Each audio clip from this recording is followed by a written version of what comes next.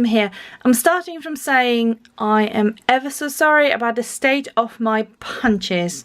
Now, I haven't used punches for a very long time, and I'm currently in the process of remodeling my studio at home. It will be completely changed to what it is now, and yes, I am planning to do a video. So, as I'm trying to tidy up my studio, I am finding lots of things that I used to love and I don't use anymore. One of them were those punches. Now, they are awfully dusty. They were under my desk and no one really cared for them. So, do you know what? I'm going to tidy them up a little bit and we will get back to our project with those bad boys. Alright, and we're back. These are slightly tighter now. I think I am really into this design and I really hope that this punch is sharp enough and I don't have to do the tinfoil trick. If you don't know what it is, basically if your punch is quite dull, then you can use some tinfoil, punch through it a few times, and then that sometimes helps it get it back to the sharpness. But I'm going to keep my fingers crossed, and I hope that this will work on its own. I am going to be making 8x8 scrapbooking page. With the 8x8 scrapbooking pads in general, as a company, as Craftbox, we never really wanted to do them for a really long time because I personally didn't see the kind of the purpose for them. Neither they were the scrapbooking page nor were they the card making supply really. But we had so many requests for the 8x8 paper pads and they seem to be much loved. And you know what? They are growing on me, especially when I don't want to make a full-blown 12x12 page and I want something slightly smaller, and this is what I'm going to do today. So let's have a look at some of the gorgeous designs that we do have in this pad. They're stunning, they're perfect for fussy cutting. So let me just have a look at what I actually want. I do want 3 slightly less busier pages, so those busy ones are brilliant for your cards. But I think I'm going to go with something different. Okay, I think I'm going to go with this one. I'm going to go with this one. I am probably going to go with this one. And, well, this one. Might as well go with all 4. Perfect. Okay. So what I'm going to do a graduating design. So I'm going to pick which one is going to be my base. And I really like those roses actually. So I think I'm going to go with this. And then I think this one will go on the very top, possibly. We will see about that. And then these, I'm going to start punching them on the edge. But before I do that, I need to give them a little bit of a trim. So now here you go. I've got my little trims ready. I'm just going to start chopping it from the edge. And yes, I could probably start chopping it from the middle and then align it, etc, etc. I'm just going to spare myself the hassle. And then I'm just going to do it one by one like this from the very edge. And if it's not perfectly even, that's no drama. Okay, I know one of them goes in and then the rest needs to be aligned. I know that much. One goes in, rest is aligned. Perfect. And I missed one. Again. So what I'm going to do is I'm going to hope for the best, just going to align it. Aha, perfect. Okay, so that's done. And I'm going to do exactly the same with the other 2 and I'll be right back. So I do have my pages punched with a little amount of double punching, but I'm just going to let this slide. I haven't done punching for a very long time. Here we go. I am taking and distressing the brushed corduroy. That's the color I've chosen. And one of those really old ink Essentials blending tools, the square one. Yes, I know everyone has round ones now, but I've got to say I haven't crafted with my own craft supplies from this room for a very long time. I've been crafting a lot for Craftbox and obviously demoing our products, but haven't been using my very own supplies for a while. So here's what I'm going to do. I am going to take this blending tool, and I'm just going to dip it in the ink, and then I'm going to just darken the edges. I might eventually just go slightly deeper into each of those if I want to have a little bit more distressed look. We will have a look in a second, but I'm just going to start with the edges here. And I'm going to do exactly the same thing to all 4 pages.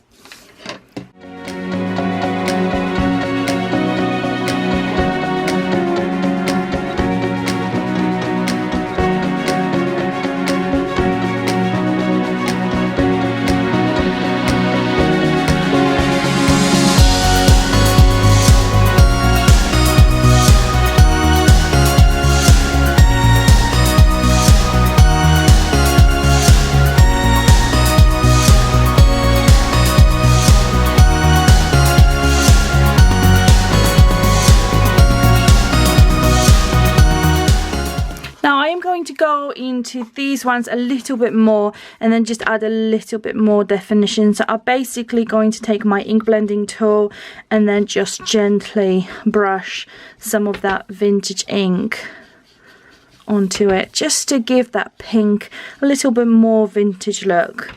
I love pink and I love crafting with pink. However, I think when you have a fairly vibrant look, antiquing it a little bit can add something really special to it, but then it looks both really feminine and also appeals to those of us who like it a little bit more vintagey.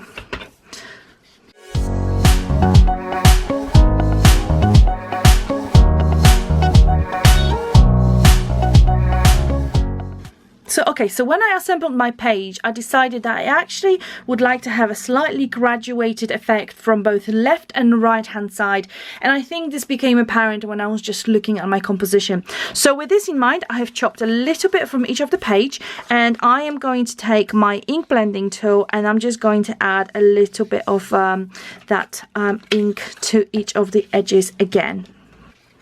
Alright, now I'm going to start assembling my page, and I'm going to put a little bit of, and this is how I'm going to do this. I am planning something like this, so I'm going to have that graduation of colour on both sides. Okay, I flipped that over just to get the butterflies flying in a right direction. And I'm going to start adhering this to my project.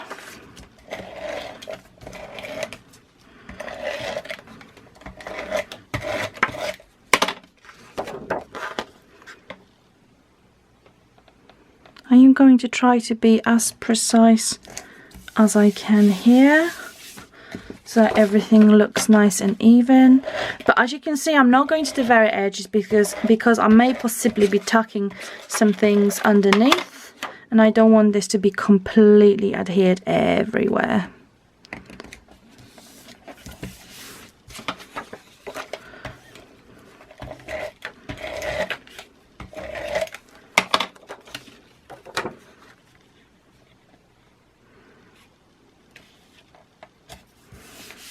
Gorgeous. Okay, so now what I'm going to do is I'm going to take a little bit of ink and a few stamps, and I'm just going to add some detail with the stays on. So just going to apply a little bit of inking here and there. I don't want a lot. I just want it in a few places. And I'm also going to take some stamps from All & Create, and I'm going to take those light bulbs. I bought them a while ago from Hochanda, and I absolutely adore particularly those bulbs. So I thought I'm going to use them today and see how we can arrange them on the block. Right, so I'm just going to take an acrylic block and hope that it will actually fit. Perfect. I'm going to get one higher and one lower, and I know one is going to be sticking out of my block, but it doesn't matter too much. Now I do have a slightly different colour of StazOn. I don't really know what colour that is. Fingers crossed I will shortly find out. It's called Ganache. Brownie? Looks brownie. Okay, we will give it a whirl. Looks like very dark brown. Perfect. Alright, so I'm just going to add these here.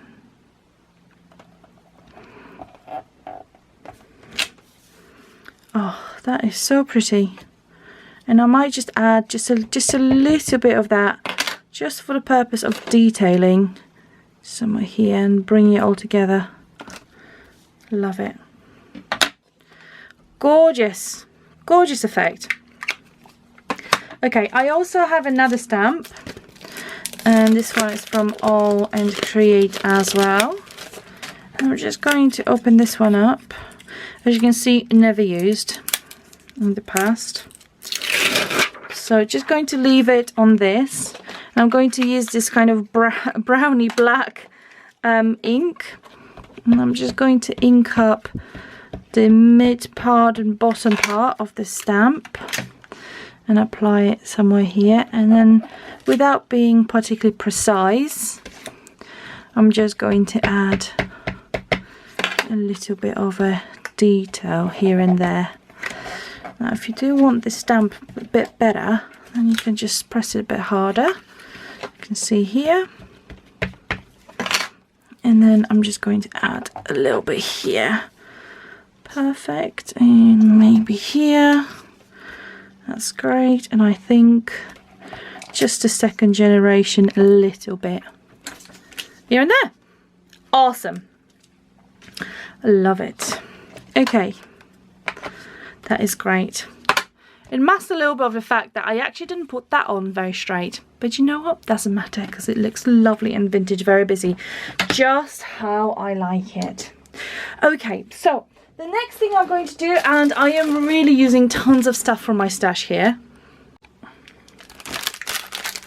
I am going to take some of the Kaiser Crafts ephemera. I love ephemera. We are working on ephemera for Craftbox. I am ever so excited about this. And I thought, I haven't used these. I have ephemera pack from Kaiser Craft for pretty much every single one of their collections. I loved it. Back in the day, I could not live without it. I could not imagine doing a project without it. And obviously for my own brand, I absolutely need to have ephemera as well, because if you love using something, then you want it under your brand as well. So I'm just going to take some of those. I'm going to take some of the gorgeous leaves, and I might take a little cherish and a little tag. Okay, this is already looking amazing, and I haven't even started assembling this. Right, okay, so I am earmarking a space here for a small picture from my Sprocket, which is the photo printer I'm using. So I'm earmarking this area here for that picture. So I'm going to leave it relatively empty. If it helps you to imagine it, just say that the picture is going to be somewhere around here. I will probably want to see some of the light bulbs, so I'm going to play with the picture when I print it. But before I do that, I am going to take some of that fantastic ephemera, and yes, I am going to take my tool and I'm going to give it a little bit of vintagey look just to bring it all together. I think this is a perfect way to really coordinating all your embellishments, even if they are a little bit different, including that lovely butterfly that will probably, with a little bit of brown, become a moth. And then just get that leaf as well. You don't have to do this, but you can see how it's just going to tie everything together. I am going with this one here, I'm just going to be quite gentle. I don't want too much ink, so I'm just going to go gently into the edges. And then I will do the same with this cherish, just gently, not too much, because I quite like it light and airy, just like it is. Okay, I am going to start with this, and I'm going to apply this cherish on top, and I'm just going to use dimensional adhesives for that. So just 3 little ones will do fine. Here we go. That is gorgeous. So I'm just going to pop that here and hope that it looks fine. Love that dimension. And then I'm just going to add the bird cage here, and I don't think I'm going to add any dimension to the bird cage, because otherwise it's just going to be super dimensional. And I'm already thinking that I would really like to have some flowers added to this as well, so obviously they will add tons of dimension. So I'm just going to take that cherish on the tag and apply this here. Okay, that's lovely. And then I'm just going to add this little leaf underneath. Gorgeous. And then I'm just going to take a butterfly and I'm just going to put him there, and he will go on dimensional adhesive. So 3 little dots.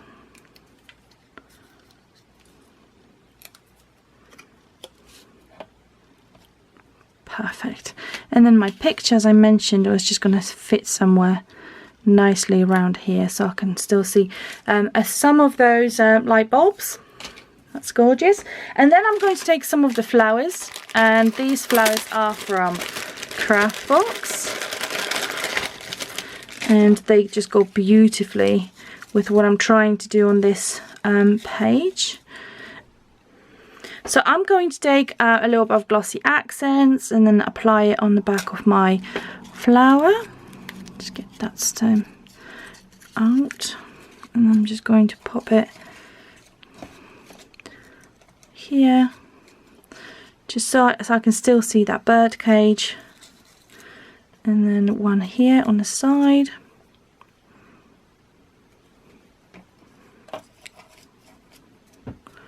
Beautiful. And then I'm going to take one of those leaves as well that I have from the ephemera pack, and I'm just going to add it just as a leaf kind of sticking out of the roses. And then I'm just going to take a few more of the flowers, and they're all gorgeous and pastel-y, and I'm going to arrange them nicely somewhere on top of here, just to give this project a little bit of a frame, and I think that will look really pretty. And whilst I'm here, I'm also going to just grab a little ephemera and then just get that one, so the flowers are not just looking so lonely. And again, I'm going to take my blending tool and then just darken it a little bit, and then just add my sticky dots, my dimensional adhesive. It's lovely. And just apply it somewhere here. Perfect. And then use those 3 gorgeous roses to add a little bit of interest to that top part of my project.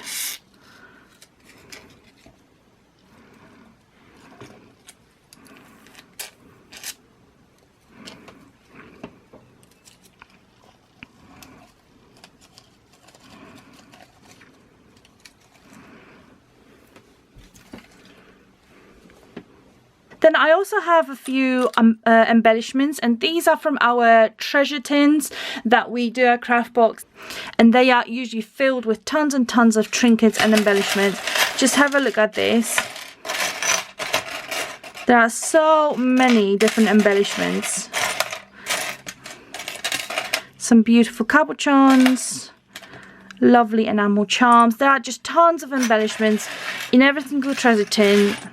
So I'm going to take some of those, and I'm going to take a little bit of my glossy accents in the bottle, and then just use it to adhere some heavier embellishments. I'm just going to slide this in between,